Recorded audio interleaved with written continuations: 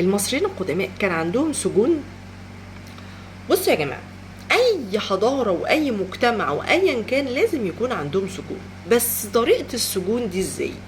يعني هل زي اللي عندنا دلوقتي كده في العالم؟ ده اوحش حاجه اتعملت دلوقتي السجون دلوقتي. ليه؟ زمان كان السجن ده موجود، عباره عن مكان فيه ضباط، فيه ناس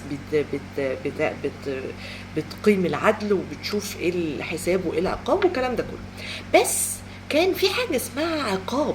عملت جرم ايا كان ايه نوع الجرم اكيد ليه عقاب، والعقاب ده لازم يحصل لك دلوقتي.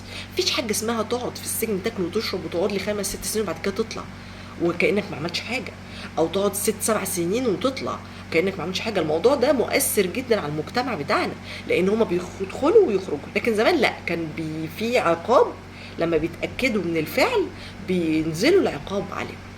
يعني مثلا كسر الانف، قطع الودن، قطع الايد، الحرق، رمي الرماد، مش عارفه ايه. ان انت تختار فيه بقى، كان نوع من انواع الجرائم عند المصريين القدماء اللي كانت عقوبتها اختار لك موت. عايز تموت بالسم ولا تموت بالشنق ولا ترمي نفسك في النيل ولا تحرق نفسك ولا. دي كانت عقوبه صعبه جدا. اختار موتك انت بنفسك. الكلام ده كان في العائله المالكه، يعني لو في حد من العائله المالكه عمل جرم او اي حاجه، خد سم بقى يا عم ما تقرفناش، ياخد هو بالسم بنفسه ويموت. دي كانت طريقة موجودة في الملكية. في طريقة تانية كانت وحشة جدا في العقاب، ايه هي؟ ان انت دلوقتي لو عملت حاجة وخلاص اللعنة نزلت عليك، يحرقوا الجسد وياخدوا الجسد ده الرماد بتاعه ويرموه في الطرقات. انت كده بقى تفضل بقى طول عمرك شبح، لان الجسد كان مهم جدا عند المصريين القدماء ان يفضل موجود. فبما انك انت حرقته ورميت رماده، اذا الروح مش هتلاقي الجسد، والروح هتفضل هائمه على وجهها، فالشخص ده ملعون دنيا واخره. ده بيبقى نتيجتها صعبه جدا، او الجريمه بتاعتها صعبه.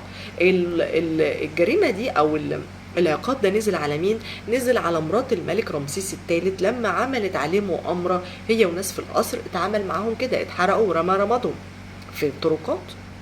فكان السجن كان موجود عند المصريين القدماء، لكن ما كانوش بيقعدوهم جوه السجن. لا، النظام العالمي ده وحش قوي.